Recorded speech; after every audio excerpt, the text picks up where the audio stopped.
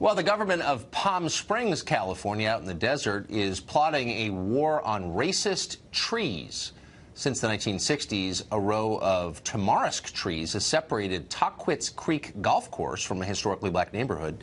Now, locals say the trees were planted with racist intent, and the city plans to clear-cut them as a result, as punishment. The cost? $169,000. Trey Daniel is a Palm Springs resident who supports cutting down the racist trees, and he joins us tonight. Mr. Daniel, thanks a lot for coming on. Good evening. Thank you very much for having me. I want to put up on the screen, at first I thought, wow, this is a crazy story, but then I thought, we've learned a lot about what's racist in 2017. Here are some of the things we've learned this year are racist, okay? Ice cream trucks, car insurance, The Little Mermaid, Dr. Seuss, milk, math, science, the Bible, grammar, the iPhone X, emojis, jingle bells, babies, solar eclipse, the anti-racist book To Kill a Mockingbird is racist, and of course Apu from The Simpsons. Now trees in Palm Springs are racist. Can you tell us how you reach this conclusion?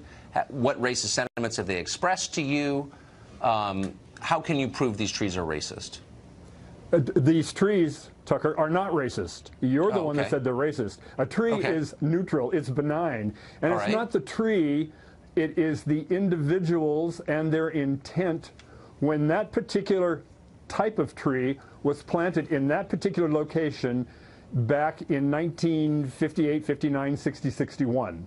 Right. You see, that neighborhood on the 14th and 15th fairway is the original African-American neighborhood of Palm Springs. Right. Now, as late as 1950, the National Board of Realtors had in their code of ethics, and I'm paraphrasing, that no realtor should be instrumental in introducing into a neighborhood any race or nationality that will cause property values to deteriorate.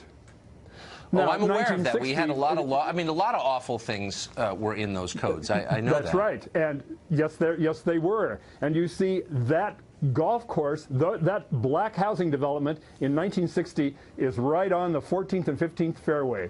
You build golf courses for one purpose, and that's to sell homes. You cannot sell homes to white people or anyone else but hold on. A golf course in 1960. Hold on. No, but you also build golf courses to play golf. But I'm wondering, so I have no doubt, I mean, though you haven't proved it, but I'm willing to believe you that there was racist intent in planting these trees and in a lot of things going on in this country 55 years ago. But why are we punishing the trees for that? You just conceded. We're not punishing that trees. They're not, well, as we're I said, killing the trees them. are benign.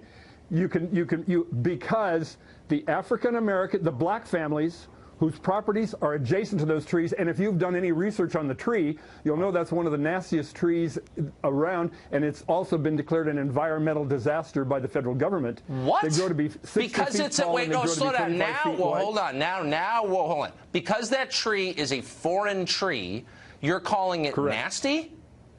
Okay, absolutely. I guess the California I grew up in was a little bit more welcoming to foreigners. Just because the tree is not from California doesn't mean you have to kill it and call it names like racist. Then why is the federal? We're not going to talk about it. We're going to talk about that tree and the way it is not maintained has depressed and deprived black families whose properties are contiguous to and adjacent to the 14th and 15th fairway for 65 years from enjoying, and their property taxpayers, from enjoying the same economic benefits of being on a golf course, the same aesthetic benefits, and the same social benefits. Has it protected those houses from golf balls at all? I mean, there's always an upside to these things. People don't go out and say, we're doing this for a racist reason. They go out and say, we're going to give you landscaping. In fact, we're going to landscape you right out of existence. And oh, by the way, these trees are going to protect you from golf balls. And oh, by the way, well, but there's some truth in that, isn't there? We could have planted eucalyptus. I don't want it. The people who made these decisions, but they didn't. Right, I got it. Only this tree on this section of the golf course. Okay, don't attack the trees again. I found that offensive just because they're not from California. But let me just ask a final question. The people who made these decisions are long dead in almost every case. And yet you're still hell-bent on killing these trees, who, by your own admission, committed no sin, did nothing wrong. Does that seem a little unfair? Shouldn't we punish the guilty and not the innocent?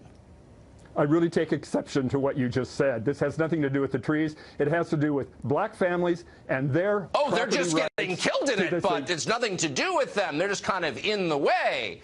You know, if you were a tree, you might feel a little differently, and maybe meditate on that are you a tree? Tonight. I'm not. What species of but tree at are least you? I'm big enough to think about their perspective in this, and you're and killing you're not them. concerned about the black people and their property values. No, and I'm not saying I'm not You would rather concerned. save a tree. You would rather save a tree than help a black family. I'm not saying that at all. I'm That's merely exactly saying what you're why saying. punish Why the would you innocent? not help these black families improve their property values? Well, and give I would them love the to same have rights them as on and talk taxpayers about it. that all the white but I'm families just do not on this convinced. golf Hold on, course. slow down. I'm just not convinced that trees need to die to make you feel better. That's it. But look, just think about that and come back. We can continue this conversation. I wish we had more time. Trey, thank you.